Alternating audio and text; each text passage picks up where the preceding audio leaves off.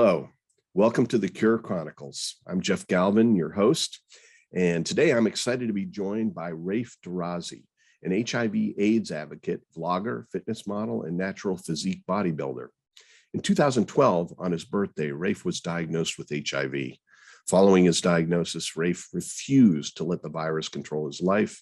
He built his strength and physical fitness through bodybuilding, and he started sharing his experiences online in the hopes of inspiring others to become their best selves, no matter the circumstances. Today, Raif is host on Plus Life Media, a multi-platform brand dedicated to bringing conversations about HIV back into the mainstream and ending HIV stigma.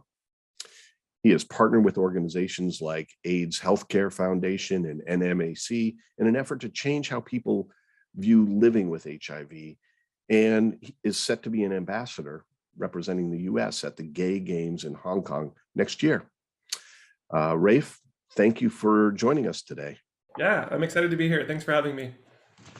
So I got to say right off the bat, the thing that just struck me about your story arc that I thought was amazing is you get this diagnosis of HIV on your birthday in 2012. I mean, that just to me is like ironic in a way. But then, you decide to use it as a launching pad to become healthier than everybody else. I mean, what you've done since then is just amazing, right? You're a model and a bodybuilder, and just really you've gone the exact opposite direction of the way that people expect when folks get sick, right? Which I just think is amazing. Like what drove you, what inspired you, what was the, give us some of the details about how you made that transition. Yeah, so to be technically accurate, I was diagnosed with HIV the week before my birthday, and then on my birthday I was diagnosed with AIDS. So that was like holy, Oh my gosh. So at that point, I really had to take some time to myself to, first of all, get my body back to normal, take my medication. It was like the immediate emergency steps, which I did, and my body recovered rather quickly. In like 6 to 9 months, I was, I think, undetectable, and my immune system was recovering. Wow. And in that first year, I ended up breaking my ankle. And so I was bedridden for 5.5, 6 months, and I had a lot of time to do a lot of introspection. I did a lot of dream journaling and gratitude journaling and reading self-help books and all this stuff. And I came to the conclusion that I had been living the majority of my life with a victim mentality, because I was legitimately a victim as a kid. I went through a lot of trauma, and I learned that behavior, I could use that to my advantage growing up into adolescence and into my teenage years, that I was using being a victim to get what I needed or what I wanted or sympathy or what have you. And it ended up becoming a crutch into adulthood, so that I literally became a physical manifestation of a victim with my AIDS diagnosis. And so I knew at that point, if anything was going to change, I had to change my mindset from being a victim to being the leader of my life, to being the ultimate responsible person for my experience of life. Yeah. And so that meant a lot of changes mentally, emotionally, and then part of that equation was my body, my physical health. And so that's when I just dove into going to the gym. I had no idea what I was doing. I would jump from machine to machine and just kind of go through the motions. And eventually I happened upon a personal trainer who ended up training me, and they encouraged me to compete as well. And then it just went from there. Amazing, because what you're telling me is like, oh, you only saw half the story. Well, actually, a quarter of the story. First of all, it wasn't just HIV, which is bad enough to get that diagnosis, but you already had the clinical symptoms of AIDS. I mean, you were in a potentially vulnerable state at that point. And so you were coming back from, real depths. This wasn't like a lot of people, it's just absolutely shocking, I would imagine, to get an HIV diagnosis. And a lot of people get it, from a blood test for something else, right? But, they usually find out before, and maybe this isn't a good thing. They usually find out before it becomes a serious health problem for them, that they've got the HIV virus inside of them. And I do find that a lot of people seem to bury their head in the sand a little bit, but you didn't have that choice. Okay, so that's like, there's one half right there. Okay, now let's take that to the second power. You didn't just go to heal your body, you healed your mind. I mean, you took a journey that, man, all of us need that journey. All of us need to examine our lives and figure out how we can, essentially get control of our lives and build the future that we want, take responsibility for it, and just become the masters of our own future, right? Whatever that future is, right? And there's so many ways, and there's so many futures that are fantastic. And you didn't let that devastating, week around that birthday in 2012 knock you off course. As a matter of fact, just the opposite. You use that time to completely redesign your future. I mean, you're super young right now. At least, I don't know how old you are, but how old were you when you got the diagnosis? I was 27. I'll be 37 on May 8th. Holy cow. Okay. Well, I mean, obviously, you can pass for a college kid, but, and I got my beauty filter turned way up, but, so, I don't look as old as I really am, but, 37 to me is pretty young anyway, but you look fantastic. Yeah. That's great. That's just one aspect of it. But I love that story about, thinking about your childhood and the, sort of the habits you had brought into your life that maybe weren't going to lead to a happy life, even if you hadn't gotten HIV or AIDS. Yeah. I mean, what do you think about that? Yeah.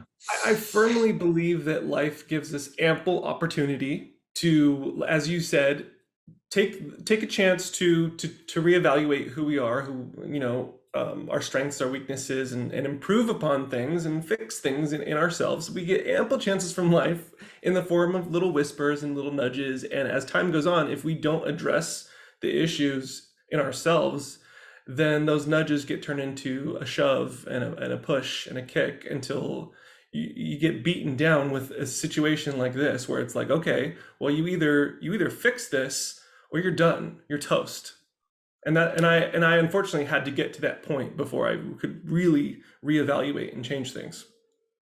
Yeah, they say sometimes people don't change until they hit sort of a real low in their life like that. Like you find out that people finally stop drinking when they wake up in jail, finding out that they injured somebody or even killed somebody. Yeah. And that changes their life. But fortunately your thing was entirely internal, right? That you didn't have to worry about the impact necessarily that you'd had on others around you from your bad habits, or that some you might consider bad habits. I don't know that that's and by bad habits I mean your victim mentality. That's the thing, is that you just looked at yourself and you said, okay, here I am at this point, here's where I want to be, and you plotted a course there. I do want to clarify too, not to give the impression that I did something to deserve getting AIDS or something like that, or that because I had a victim mindset, I got AIDS. It was more about my decision making along the way, and not standing up for my physical health, my emotional health, and making decisions that weren't good for me, like staying in a relationship, for example, that I knew was unhealty, and I knew that there was trust issues there, and not listening to those red flags. And then after my AIDS diagnosis, finding out, okay, this person had been cheating. Had I had the self-worth to remove myself from that situation, then maybe that wouldn't have happened to begin with. So glad you clarified that, because I didn't even realize I was giving that impression that, it's there is so much stigma around HIV that people always ask that question. And sometimes I forget that might be the first thing on people's minds, is like, well, how did you get it? Totally, right. Totally. And there are straight guys with it. And that's, they have this fear that, people are going to assume that I'm gay. Not that would make, what's the big deal? But at the same time, they have a stigma about being associated. And this is something that's so critical to break. And I noticed that that's a whole nother part of the life that you've built, is in advocating within this community and working to break the stigma. So I think it was really important that you made that, crystal clear, because I think I was being a little bit fuzzy in my questioning, but I didn't mean to go that direction with it. I think of it more as I see so many similarities in your arc with just every other person on earth. That's what I mean to say, is that, you had some habits that weren't leading to a full, fulfilling life of your own design. And everybody has that, right? Oh, and your boyfriend was cheating on you? I mean, come on, if every woman that's listening to this doesn't go like, yo, I know what that's like, right? I'd be really surprised, because it's happened to them or a friend of theirs or whatever. And so, okay, they were lucky maybe not to come away with some, physical damage, but the mental damage, this is just about dealing with life. And that's why I find your story so inspirational, is I just think that you took, the classic, somebody gives you a lemon and you turn it into lemonade, right? You use something that some people just don't understand what it would even feel like to hear those words, right? Yeah. And, that didn't send you into despair. Use a springboard to go represent us at the Gay Olympics in Hong Kong, right? And to, you must be, if you don't mind me saying, you must be incredibly proud of, all your accomplishments at this point. I mean, what are you most excited about? Well, recently I was nominated for, I should say technically the interview that I was a part of was nominated. It's a Today Show's interview. It was called HIV/AIDS 40 Years Later.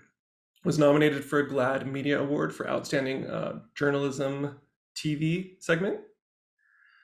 And then also a media platform that I'm a part of, Plus Life Media. It's also on ABC's Localish channel. I host a fitness segment for that. The show does a lot of educating around HIV, reducing stigma, encouraging tolerance, and then also just kind of like lifestyle stuff that anybody can relate to. That was also nominated, one of our segments. So 2 GLAAD Media Award nominations this year. I went to the GLAAD Media Awards in LA, and I got to sport a jacket that I made. Well, I didn't make the jacket. I put rhinestones in the shape of a red ribbon on the lapel, and on the back I wrote HIV positive and free, and so I could just do some advocacy on the red carpet. And then I'm going to also go to New York for the GLAAD Media Awards there, where they will announce the winner for those categories. So knock on wood. Yeah, good luck. So that's just something I'm insanely proud of right now.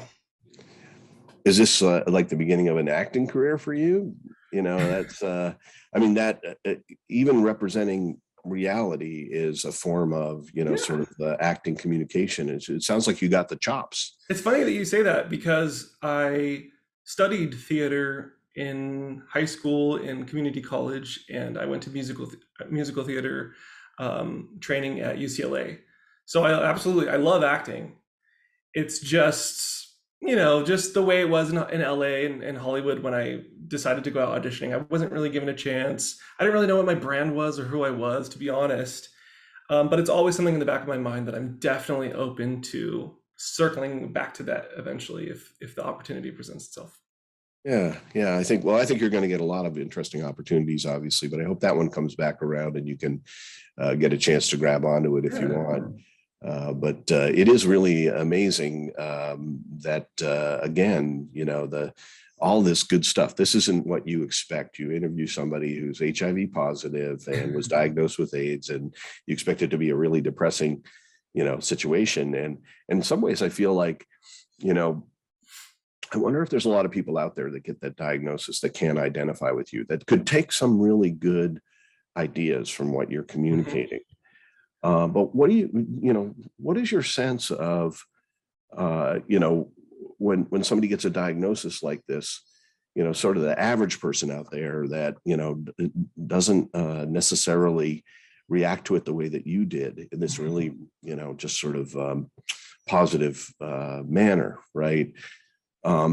What are some of the challenges about that, like that moment of recognition? And, well, can you give me any sense of, sort of feelings that you could relate to, even though you reacted to them a different way? Yeah, for sure. And I get these kinds of messages and concerns all the time from people who are newly diagnosed. I mean, the first one I can think of is not feeling like they can talk to anybody about it, whether it's their friends, family, coworkers, for whatever reason. Yeah. And then some people don't have health insurance and they're like, oh my gosh, like I can't even get medication. They have no concept of the programs that are available at their disposal. And then there's romance and dating and love life and like, oh my gosh, like I'm going to be single forever, or I have to find someone who has HIV who I can, settle for, basically.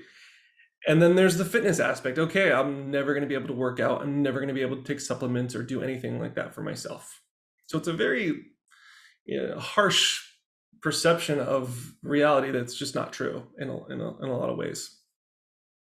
If I can tell you a story that happened in the last year, I had a mother and of her son who was diagnosed with HIV, and his sister both reach out to me independently on Instagram saying, "Hey, like, we've been following you for a while. We know that this person also follows you who has HIV. They're in Europe, in the Netherlands, and we really want them to come back home to us in the States, but they're, really depressed and they don't think that they have access to medication. And so we're really worried about this person's mental health." And so I had a chance to reach out and let him know, we have programs in the US where you can get medication, you can get the help you need. And you can go to school and live your life normally and be a normal kid.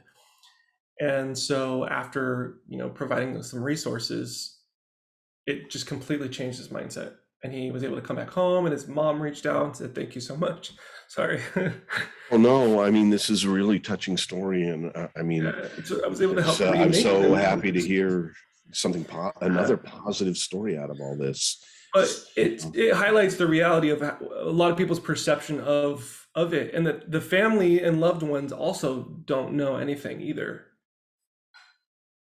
That was sort of an amazing thing too, that his sister and his mom, were reaching out in that way, that they wanted him to come home. They were overcoming their, naivete about HIV. They had to, obviously, they probably weren't like preparing for that day, right? But then it happens to them, and instead of reacting in the way that that a lot of people feel is going to happen to them when they try to share something with their family or whatever, those two people went the opposite way. They reached out to you, and what a beautiful conclusion to that whole event. But we need way more of those. But what I loved is that you said you went through this long litany of things that people believe, and then you said, and most of that's wrong. Yeah. And so what you're saying is that if I'm getting you right, is that other people could take your life as an inspiration and actually emulate portions of it. Look, you just seem to be this amazing case of bouncing back. But what you're saying is that everybody can bounce back and have a decent life, even here in the United States, that they can get healthcare, right? They can get on the ACA or whatever. They can have normal relationships, can't they? Because people don't realize a lot of times that when folks are well controlled, that they're not contagious, right? And that there's been a lot of couples where one of them's HIV positive and the other one isn't. And, they've been around for a long, long time being intimate, and they haven't passed it because of that fact. And even having a negative child. Yeah, that's another thing that came out on a recent interview that I had with Susan Cole, is that she had 5 children, 2 of them after her diagnosis, and neither one of them had HIV. And in fact, with the right precautions, with being really careful about, again, antiretroviral treatment, which is widely available, maybe you have to make some effort. to get the insurance and get on it and whatever. And there's some areas that are more amenable to it than others, right? I heard that, if you're living in New York City, there's a lot of response from the government and from support organizations in order to help people to find a normal life. Okay, the Deep South, maybe not so much. Might be a good reason to, move to another location. I don't know. Where are you? Where do you reside? I'm in downtown LA. So also LA, okay, another good spot. Yeah. Okay. I think that's the story that you told. The person went all the way to Amsterdam. Was that a reaction to where they had grown up in the U.S., or just that many misunderstandings, or just a need to hide away? I mean, what drove them? I think they were already studying abroad when they got the diagnosis, and then they just didn't feel comfortable coming back home. Right. Yeah. So as you advise people, what are the big things that you keep? What are the things in your toolbox that you keep going back to help folks to deal with their diagnosis and their status? Do you have are you writing a book yet? Do you have a book you want to pitch, or advertise on the show, or are there some things that you can kind of tease out that are common themes for folks? Typically I will suggest some things. I often will direct people to my YouTube channel, because I do go through a lot of individual things, whether it's specifically supplements or being undetectable, and the issue of disclosing your status to intimate partners, and then just like gratitude journaling. And I kind of go into all these things there. It's such a holistic approach, and it applies to everybody. It's basically what everybody should be doing for their own mental health. So it's all those same general things that can apply to everybody, really. And then the more specific HIV things is just being able to link them to resources so that they know that there's some tangible support out there. And a lot of people, I find, on top of all that, just need the permission to be like, yes, you can go after your fitness. You can tell the person that you're dating that you are HIV positive. You can do that. I allow that for you. and then people feel empowered and like, okay, I did it and it was great and it worked out, or it didn't work out, but I'm glad I did it. So at least at that point, they can remove themselves from a non-sustainable situation if they have the bravery to go ahead and just be themselves. And right? A lot of that sense of feeling permission is just about visibility of role model, of seeing someone that they can relate to taking certain steps, and then being able to relate to that and say, okay, now I can do it too because this other person is. Yeah, that's right. I think role models are a big thing, and but I think also kind of the encouragement that you're giving. I mean, YouTube is sort of the modern version of writing a book, right? It's in some ways it's even more compelling and more accessible. Definitely include your YouTube channel on this video so people can check it out. And I think the other point that you made is absolutely true, because I'm sitting here, so I'm not gay and I'm not HIV positive, but I love all the things that you're saying. The idea of having gratitude, the idea of, thinking about your mental health, because one of the biggest issues is that because it's invisible, like everybody knew your ankle was broken, and, so they understood that you needed to heal and, that your ankle needed to be taken care of. But the problem with mental health is it's not tangible the same way. And people forget that an injury that's causing you pain there that doesn't get any attention, festers and can be crippling. Right. And so your ankle is fine because it got the right treatment. And obviously your mind is strong too, because it got, what it needed as well. But that's something that's so neglected. And so I'd really encourage everybody to go ahead and tune in on some of those things. Do you ever, talk, about your personal story in those? I guess you do. Oh, yeah. Model, right? A lot. Role model. Yeah. Because I think that's another thing that people are really missing out on, an opportunity to gain more empathy for their fellow humankind. Yeah. HIV is just one challenge that many different people face. And I think watching your videos could be a great way to break the stigma, to see also, the variety of life that you enjoy and represent, and that this is this encouragement that you give for people to just go ahead and be yourself and admit who you are, and that's okay, and that's good, right? Because I think that's the last thing, is that is to understand that whatever it is that they are, if they, as long as they're not out to hurt other people, right, that is okay, and that is good, and they are valuable as human beings, and they deserve to have all the things that you have accrued for yourself. Yeah, and the reality is you can have all the education, all the knowledge, all the support, all the resources in the world, but if at the end of the day you don't have enough self-worth, then it doesn't matter. You're not going to make the decisions that are going to benefit you in the long term. So, Yeah, that's a big one. That's a big thing to bite off, though, because I meet so many people that are just basically insecure. I mean, I don't know what your childhood was like, but so many people didn't get that kind of positive reinforcement from their parents, right? yep. And as a result, they didn't develop, the kind of self-esteem that you're exhibiting right here, right? And that, and I hope you're deeply feeling that, right?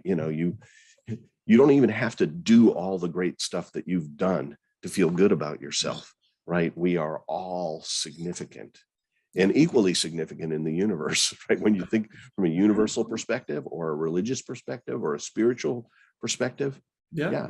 that we all have equal value inside of us. And I love the idea that you found your own personal happiness, right? And that you've also found a place to help other people find their happiness, and that happiness could be anything what they pick out for themselves, and that Exactly. like the L'Oreal ad says they're worth it, Mhm. right? They're worth it as human beings. That's what sort of following do you have on YouTube? I mean, is this like, you must have millions of people watching your video?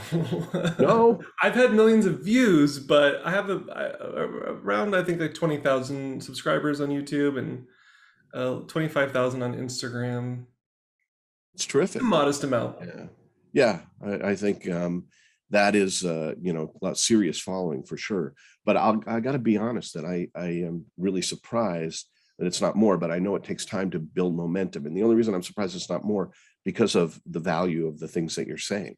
Yeah. I mean, I'm really I'm just so impressed. I feel like it's almost reinforcing things in me to hear your story, that it's reminding me of maybe some of the things that I do for myself to try to keep myself feeling okay with all the challenges of life, because we all have our own.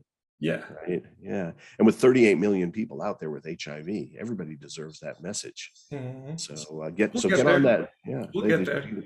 They got to get on that site internationally. But I hope also, one of the things that, like I said, we're going to put your site and all that stuff down here. And, we've got a different kind of following.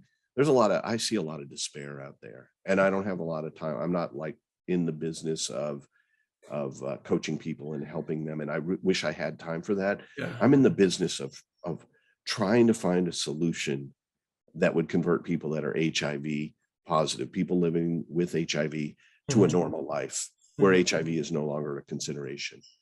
And I even that, right, can't spread fast enough, right? It's obviously gene and cell therapy is going to be expensive at first, but I would say to everybody that's listening to this, and and you've taught this lesson as well, healthcare in the United States is not bad.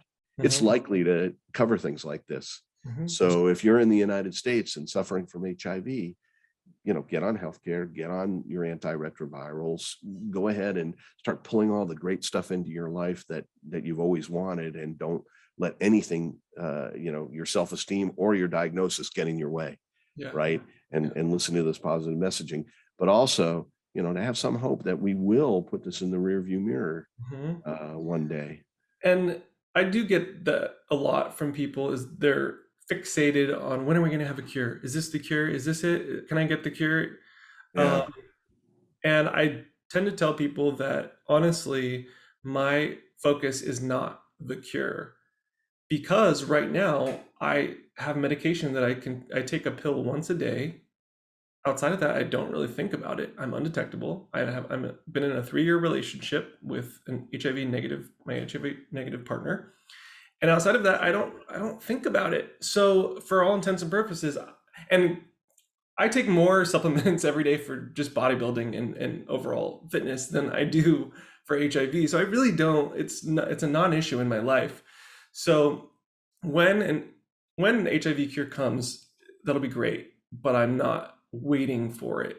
And now with the advent of injectable HIV medication, where you can go 2 months and then get an injection every 2 months, then like it's really, really insignificant. Are you experiencing any side effects from the medication? Sometimes when you see the ads on TV, they suggest some common side effects, but do those really happen? I I don't have any noticeable side effects. I'll put it that way. Perfect. None. Yeah. And you know other people, and are the medications pretty good at this point in terms of minimizing those side effects? Yeah, they're really good, and our life expectancy is essentially the same as anyone else taking the medication. I do get people who are, I would say, more probably paranoid that everything that they're experiencing ailment is related to their medication. But Maybe. it's it's hard to give evidence that that's exactly what's happening. Like people will message me and say, "Oh my God, I gained tons of weight. It's the medication. I lost a bunch of weight. It's the medication." It's like, well, Yeah. didn't we all lose or gain a lot of weight over the pandemic? It's hard to say what it's from, but I tell people act as if it's not the medication and act as if it's under your control. Make those adjustments and see if there's a positive change there. If not, maybe you can address it with your doctor. But if there is, then you're not blaming it on a medication. Again, victim mindset the whole time. Yeah. Yeah. That's very good analysis of that. Is that, yeah, they're actually attributing things there, and then maybe just giving up on it as opposed to just doing Exactly. some problem solving Yeah. and recognizing that they could get through it. Yeah. Well, Jeff, are there any other things that you'd like to tell, the audience, sort of about uh, HIV, about stigma, about, sort of your journey that you could I share? think a topic that has become a little more contentious with U equals U is the concept of disclosure. And is a person obligated, if they're going to have a sexual encounter with you, to tell you their status? Um, and I personally do, just because I am so open and transparent, and I also like to have the opportunity to possibly educate. But I know that the circumstances are very different for everybody, and in some cases, it can be dangerous to disclose your status to someone that you don't know intimately or trust intimately.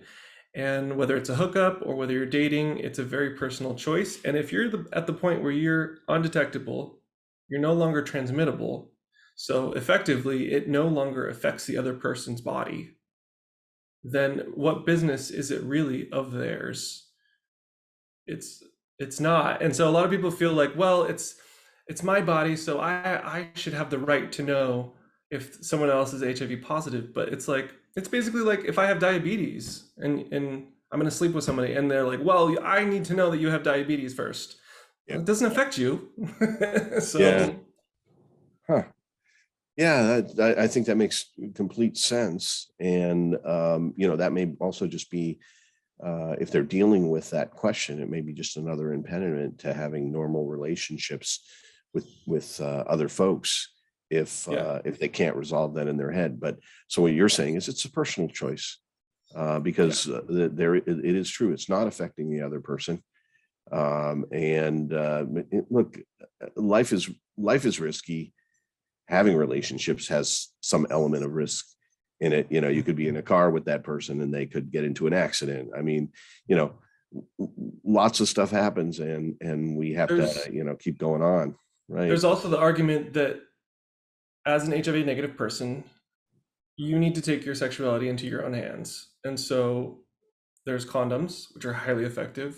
There's PrEP, which is highly effective. And the other counter argument that I get is, well, if the person's not taking their medication properly, then maybe they're undetectable for a day or this week or whatever. Well, now that we're having injectable HIV medication that lasts for months at a time, that's going to be less and less of an issue. So I think as time goes on, this disclosure controversy needs to fade. Yeah, I did not realize that that was a, sort of a big point of contention in the community. Yeah. Any other things that are stuff that you frequently get asked? No, I don't, not off the top of my Opine head. on? Yeah. I was shocked though. In the last few years, I was seeing a barber in the Valley in LA, and we had a pretty good rapport. I'd seen him numerous times, and we were on a texting basis whenever I needed an appointment or whatever. And I was slowly like telling him more and more about my life. And on the last visit, I told him, oh, I do a bunch of HIV advocacy work. I'm HIV positive. And his reaction was like, wow, man, like that's crazy. I don't think I would be able to handle something like that. That's so intense, but like mad respect for you, for what you're doing, for how you've handled it. And, I didn't think anything of it outside of that. And the next time I tried to make an appointment to go see him, I didn't get any kind of response. And I tried for like a while, kept reaching out, and I called the shop even and spoke to somebody, and they're like, oh yeah, he's in the store, but he's got a client, so I'll have him call you back. Didn't call me back. So it didn't take me too long to realize that I scared him off, and he, because of stigma, was afraid of something there, or maybe he just didn't want to be associated with me as a person. Could be. So I found a new barber, and he's great. He's awesome. Your hair looks great, by the way. Yeah. Thank you. He'll appreciate that. He posts to social media a lot. So he would post me on his Instagram. And at one point, one of his clients one day said, hey, I saw you post this picture of your client who has HIV. He goes, are you concerned at all? Because cutting his hair, and like, what if you nick him? What if there's blood? And what if you cut somebody else's hair? It's like, wow, it really doesn't work like that. But that was surprising. No, but I've heard that doctors and dentists can sometimes be scared off by this. Now, you'd think healthcare professionals would understand all the nuances of this, and that they are in no danger, and that they aren't going to be passing it around. But, it is a very overwhelming, scary subject, and people maintain their, I hate to say the word, ignorance about it. Yeah. Right. If you don't have it, you probably, in some ways, it's kind of even a scary subject to talk about, so you don't learn. Mm-hmm. Another reason to tune into your YouTube channel. You'll feel a lot safer out there. Yeah. I'm just speaking to people that don't have HIV. Yeah. I think a lot of folks don't realize how hard it is to get HIV. Yeah. There are certain behaviors, okay, that are going to increase your risk, but you have tremendous control over your life, and the person whose hair you're cutting, and all your friends and all the people that you hang with casually are literally, you don't need to know their status. No, it makes absolutely no difference to you. And even if they are well controlled like you still don't need to know their status, even if you're intimate with them. Mm-hmm. And that's just that's tremendously empowering in a way, for folks that are just, the stigma also is accompanied by probably a lot of limitations in their life, and a lot of fears that are irrational or unreasonable that they could let go of. Yeah. You touched on doctors not always having all the information as well. And it's very true, especially related to supplements. There was this idea, especially back probably before I was diagnosed, where the medications were so hard on the body that doctors didn't want to add any kind of extra stressors to our kidney, our liver, and such. And so that supplements were off the table. But because the medications nowadays are so non-toxic, I'm able to take like whey protein every single day, and tons of creatine and all these other supplements every day. And I get lab results and checkups every 6 months to check on all that stuff. And it's all really, really good. Hmm. But doctors are still telling their patients, no, no, no supplements, no nothing. And I find it's kind of lazy in a way Yeah. to not really take it on a case by case basis and kind of work with the patient to follow up and to check on their vitals. And okay, let's try the protein and see how it works, you know. Yeah. So I think that's something that the medical community can work on as well. Yeah, I think that's really good input to the medical community. I think sometimes they're also suffering from the fact that the amount of time that they have with patients just keeps getting Oh drawn down yeah. further and further. It used to be that your family doctor had more of a holistic interest in you and Yeah. had time to pursue that, but I wonder if the time even exists now. And You HIV know, patients need that extra personal care. And if your doctor says nope, no supplements, that's it, then that's already just demoralizing. As if you're trying to, start up your fitness regimen. they So can what still go I back to your same advice, which is, to go ahead and take control of that. Yeah, They should be their own healthcare advocate when they hear exactly. things like that, to recognize, well, okay, that may not be 100% true. Read more on the internet, learn Mhm. more from people that are doing this, and then Yeah, go in there and go, hey, could we try this? And would you be willing? yeah, Would you just measure? And then if the answer is exactly, no, get a new doctor. There's a lot of doctors out there, a exactly. lot of barbers out there. One relationship is not the make or break in a great life. Mhm. So that's really interesting. I'm sorry I cut you off. What were you saying? No, that's you. You took the words right out of my mouth. That's exactly what I tell them. It's like it's your life, it's your body. You have to be your own advocate and get a second opinion, or say, hey, I know you said no supplements, but it's 2 weeks before I come in for my lab work. Why don't I try it for 2 weeks, get my blood work done, see if there's anything negative, and then next time try it for a month and go from there. You know what I mean? Yeah. Do you have special healthcare, or are you kind of dealing with the same system as everybody else out there? So it's funny you say that. I was on special healthcare coverage where my premiums were totally covered. The cost of medication was covered. Everything it's really great for people who are under a certain income threshold in the U.S. Everybody in the U.S. who's under that income threshold can get it. It's fantastic. Once you are $1 over that threshold, it's a cliff, and you just go from everything covered to okay, you're on your own. So fortunately, I have employee covered health Hmm. insurance, so it's fine. I pay a premium like everybody else. It's totally normal, and I'm just thankful actually that I make enough that I don't qualify anymore. So Of course. Yeah, I guess, well, especially since you were able to get sufficient health care in your situation. I don't know whether there is like some gap in there where people actually find that, they can't get employer health care and they can't afford premiums or whatever. Right?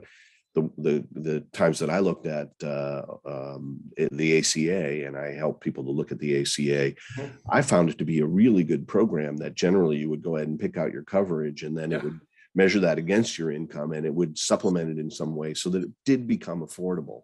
And yeah. I didn't realize that you could go $1 over and lose everything. I didn't see that it Not was 10 years ACA. since I've looked at it. Oh, It's okay. specifically for HIV. Oh, yeah, I get it. Yeah, And so does the ACA have coverage in it for HIV, or is that yeah. excluded? That's within it. Okay. Mhm. So yeah, I think I was expecting to hear again, because of the amazing success that you've had, in this, the way you've determined your own life and what you've made out of it. I was expecting you to say, "Oh, yeah, I come from a rich family, and so I had like premium Definitely healthcare." That not. wasn't the case at all. Yeah, No, yeah, it was quite the no, opposite. yeah, yeah, no. That's another tremendously important thing for people to understand is you're a regular guy who did this. Mhm. You're not you don't come from extreme privilege. No. And how did your family react to all this stuff when this was going Um, on? it was, it was, fear, not thinking that, the worst had come true, basically. So just to give you a little backstory, when I came to the US with my mom at about 5 years old, we were actually fleeing my biological father, her husband at the time, who was in jail for physically beating her. She was convinced that at some point he might try to kill her and take me back to Morocco. And so she fled the country and came here as a refugee and didn't tell any of her brothers and sisters, her family, nobody where she went. So we were essentially in hiding here in Southern California. I was using a different name until I was 22 years old. Timmy Zimmer was the name that I went by. And before she ever left, he had a suspicion that she would try to run away. And he said, if you take away my son, he will grow up without a father. He will grow up to be gay and he will get AIDS. And so that was like, oh, he was right, in her mind. So I think that was something that she struggled with, was that he would be proven right. It predicted this dark situation, was like the sum of all somehow fears she's had come responsible true. on some level. Wow. I mean, didn't she think you were going to end up that way anyway? I mean, when you think about having a crappy father, which it sounds like, if you don't mind me saying, beats up your mom and, Yeah. and acts that way and isn't, that probably had more influence on you maybe not following, automatically following the normal, not normal, it's not even normal, that model, right? Like, he may have been setting a whole bunch of things in motion, even having to do with your self-esteem, even in terms of this victim mentality, all of that stuff, the Right. fact that you had to masquerade as Timmy Zimmer in Southern California before you could become yourself again. And it's like, yeah, so what? So he predicted the future, and he was part of that trajectory that sent you and your mom that direction. And it's like, it doesn't matter that he predicted it, But that's what perpetrators of violence and narcissists and sociopaths do, is they gaslight you and think that what the consequences of what happens is their fault and not the person who is causing all this trauma. Yeah. Thank you for summing it up that way. I got to tell you that I feel like I'm doing such an inadequate job of interviewing you, because there's so much, there's just so many gems in here. I just don't even know which way to go. But again, like, it's such an important aspect of life, which is this idea of that there are folks out there that are trying to convince you that a whole bunch of things, that are befalling you are from you and your behavior, when it's really from their behavior. 100%. Right? Yeah. Once again, a lesson that is for everyone. This is not for gay people. This is not for people that have HIV. This is for every human being on earth to recognize some of these things that are just truisms. And, I'm just, I got to say, I'm really just inspired. And, I got to say, I feel a little bit, I'm not worthy, in a way. It's been a tough interview on me. I just, the level of accomplishment and the self-confidence that you exhibit to even be able to, share even some tears with us about that person that you helped in Amsterdam, and your openness, your transparency, your approachability, your accessibility. I mean, wow. And I got to say, I'm going to go to your YouTube channel. I'm going to start watching some of these videos, because, this is something this is just, information that we've talked about here today that are about personal growth from any point to any point, from an up period in your life to further up, from a stumbling, like a pothole in the road, to getting back in charge of your life and doing great stuff with it. And I'm really glad to have met you. I don't know what else to say. I mean, if there's anything else, any other wisdom that you can lay on me or your audience or whatever, I would love to hear it. Well, I will tell you that the only reason why I can speak to these things is because I've been through it, and I've been there, and I've been at the bottom of the barrel, not just with my AIDS diagnosis, but with an attempted suicide in my teens, with deep dark depression for years, being bullied growing up, having gone through the trauma with I've just been through so much. It gave me the opportunity to really find a lot of empathy and compassion and understanding. Because if I didn't, I would have imploded by now, or I would be so dark and hateful and angry, and it would be the opposite for sure. I'm excited. I do want to add too that I just recently joined a CAB, Community Advisory Board, I think is what it stands for. So there's a program being initiated by the NIH where they want HIV scientists and researchers who are hands-on working on trying to get a cure to meet on every quarter or however long, and to discuss their findings, and also discuss ways in which we can connect with artists and influencers such as myself to relay messages to the community and have this kind of crosstalk. So I'm just really excited that we're doing that. Actually, that was one of the purposes of us asking you to join us here today. That's exactly the kind of connections we want to make. Yeah. And because I think that it won't be enough to just improve HIV. What we've seen is there are a lot of things that get in the way of people embracing those things and bringing them into their life and improving their lives with new technologies and discoveries, and eventually the cure. Mm-hmm. So, offline, if you don't mind, share that information on that community advisory board. And if there's any way we could get involved, I think we've made some really interesting observations in our research that, may be valuable to that group. I'd love to be involved. Well, on that note, let me just thank you again for joining us today, and just bring in yourself. And I now recognize that, who you are to other people has been uplifting to you as well. Like, so it's amazing how giving is, has so many benefits in return. I think you're another example of that. And maybe you don't realize immediately the incredible impression that you make when you talk so openly about your own trials, your own difficulties, your own journey to where you are today. And I hope that everybody listening today will take a lesson from a lot of the things that you said, and grab onto their life and realize fundamentally how important they are as a human being, and that they deserve to have a great life like what you've made for yourself. And I hope we'll have another conversation, because we could not possibly cover it in one. No. Thank you so much for being with us here today. Thank you, Jeff. It was a pleasure.